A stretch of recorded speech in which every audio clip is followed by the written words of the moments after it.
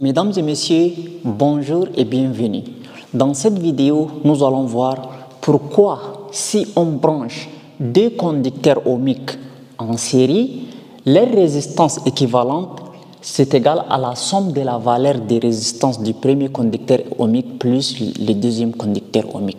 Par contre, si on branche ces dipôles en parallèle, la résistance équivalente est égale à la somme des inverses des résistances. En fait, tout se joue au niveau des tensions du courant et de l'intensité du courant électrique.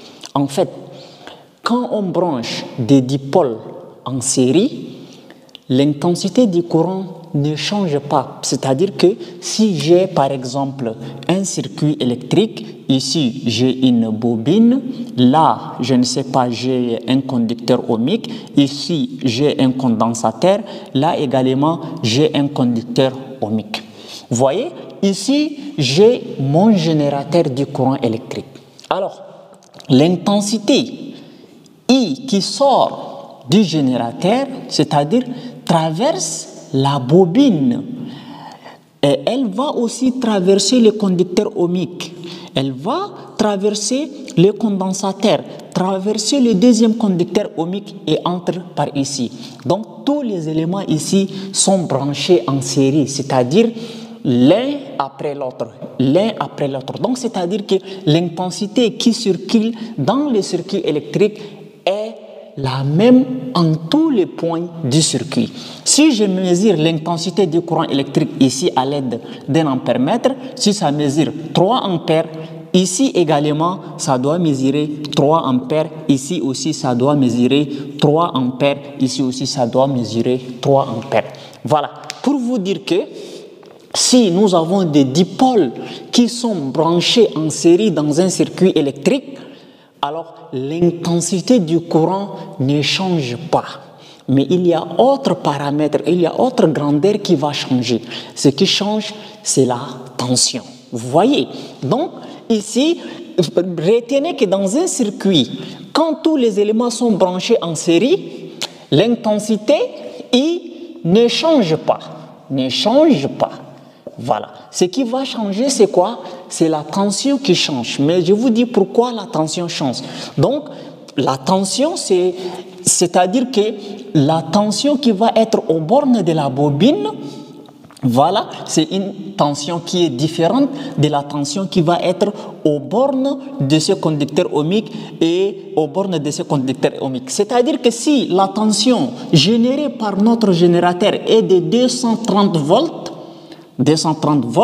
donc c'est-à-dire que cette même tension-là va se partager en ces points, en ces points, en ces points et en ces points. Donc cette tension de 230 volts-là va se partager en tous les points des dipôles. C'est pourquoi ici on parle de la loi des mailles. La loi des mailles dit quoi? La tension dans un circuit série est égale à la somme des tensions aux bornes de tous les dipôles. C'est-à-dire que la tension U est égale à la tension aux bornes de la bobine plus la tension aux bornes de notre premier conducteur ohmique plus la tension aux bornes du condensateur plus la tension aux bornes de notre deuxième conducteur ohmique. Quand vous faites la somme de toutes ces tensions-là, d'abord vous allez trouver la tension U qui est la tension du courant électrique. Vous voyez? Mais l'intensité, elle ne change pas. C'est-à-dire que l'intensité reste toujours la même. Maintenant, dites-moi, vous allez certainement vous poser la question, mais dans quel cas, en fait, l'intensité du courant électrique change? En fait, l'intensité du courant électrique change, c'est lorsque nous branchons des dipôles en parallèle. Donc, quand on branche des dipôles en parallèle, l'intensité change. Et vous voyez, quand on a ici, je ne sais pas, un conducteur ohmique, un autre conducteur ohmique, un autre conducteur ohmique. Voilà, ces conducteurs ohmiques sont branchés comment? En parallèle. Alors, voilà le générateur du courant électrique.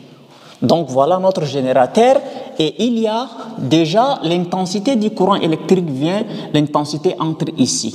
Donc, en ces points où l'intensité entre pour se partager, donc l'intensité I qui entre ici, elle va c'est départagé en trois intensités. I1, c'est-à-dire l'intensité qui entre dans ce conducteur ohmique.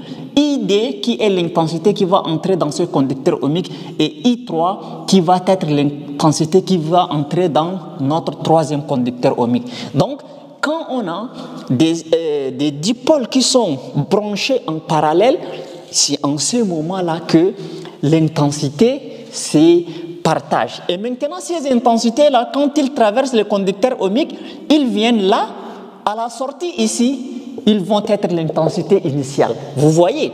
Donc, c'est parce que les éléments sont branchés comment? Les éléments sont branchés en parallèle. Quand les éléments sont branchés en parallèle, alors là, il y a un changement d'intensité. Mais ce qui ne change pas, c'est quoi?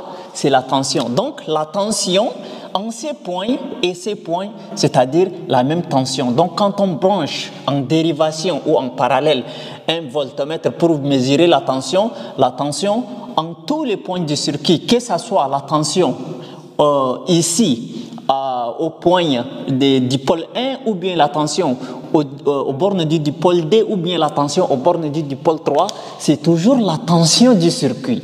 Mais ce qui change, c'est l'intensité. Donc ici, quand la tension se départage, on va parler de la loi des mailles. La loi des mailles, la loi des nœuds, autant pour moi. La loi des nœuds dit que la tension I qui entre dans un nœud est égale à la somme des tensions qui en sortent. Donc, c'est-à-dire, I qui entre là est égal à I1 plus I2 plus I3. Vous voyez, n'est-ce pas?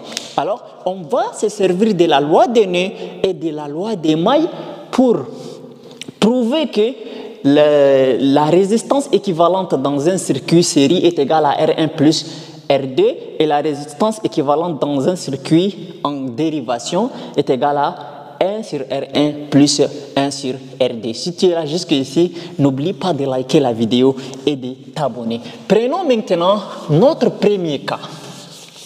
Le premier cas,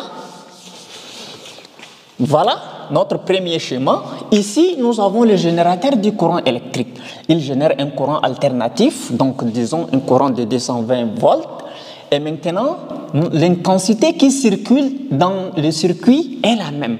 Pourquoi? Parce que les dipôles sont branchés en série. Quand les dipôles sont branchés en série, donc l'intensité en tous les points de circuit est la même. Mais ce qui change, c'est quoi? Ce qui change ici, c'est la tension du courant électrique.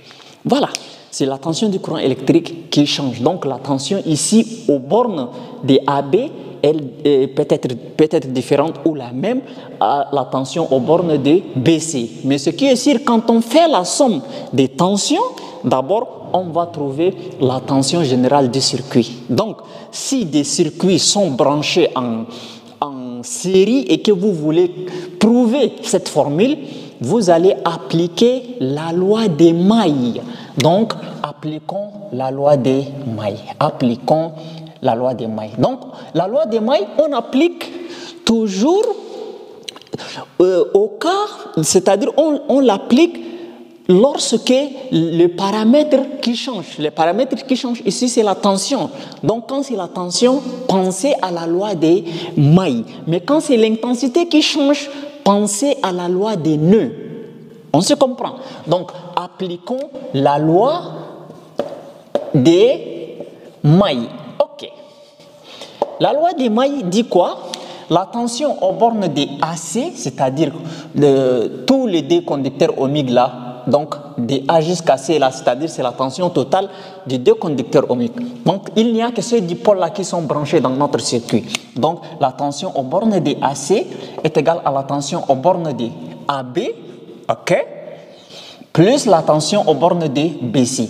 Mais si l'intensité va comme ça, soyez sûr que la tension est dans ce sens. Mais je ne vais pas compliquer les choses. La tension aux bornes de notre circuit AB est égale à la tension aux bornes de AB plus BC. C'est-à-dire que nous avons deux conducteurs ohmiques. Le premier conducteur ohmique, c'est AB et le deuxième conducteur ohmique, c'est BC. Mais ce n'est pas pénalisant quand on écrit comme ça. Alors, la tension aux bornes de notre conducteur ohmique, là, c'est ça qui... la tension aux bornes de AC, c'est-à-dire que ça, c'est tous les deux conducteurs ohmiques. Donc, je vais dire que c'est UR équivalent. Donc, les conducteurs qui sont branchés en série.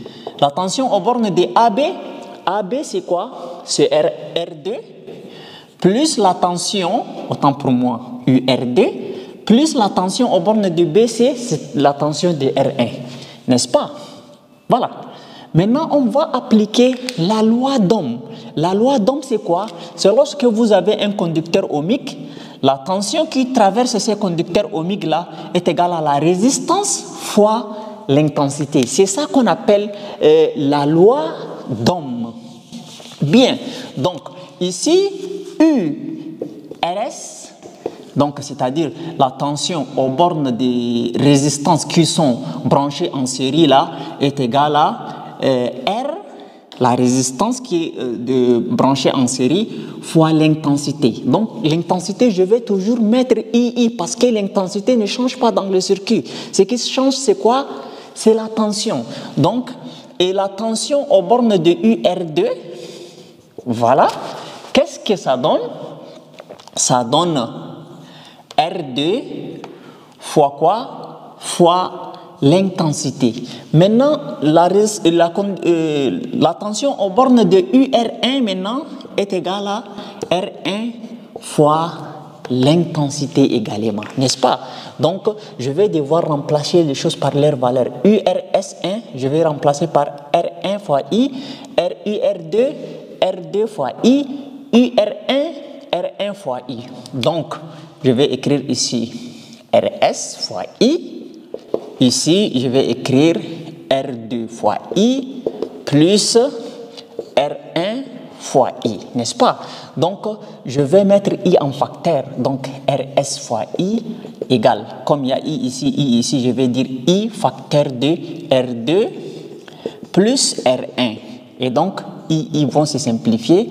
Je vais avoir RS est égal à R1 plus R2.